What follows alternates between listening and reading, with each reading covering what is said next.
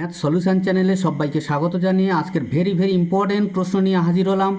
খুব গুরুত্বপূর্ণ প্রশ্নগুলো গুরুত্ব দিয়ে দেখো। দশম শ্রেণীর গণিত সাজেশান দ্বিতীয় পর্যায়ক্রমিকের জন্য খুব ইম্পর্টেন্ট। প্রথম প্রশ্নটি দেখো, এক্স ভেরিজিয়াস ওয়াই এবং ওয়াই ভেরিজিয়াস জেড হলে সম্পর্কটি হবে জেড ভেরিজিয়াস এক্স।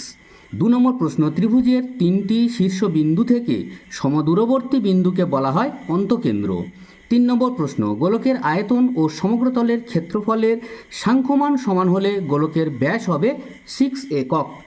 4 নম্বর প্রশ্ন, 3√3 - 2√2 + √8 - √27 এর সরলতম মান হলো 0।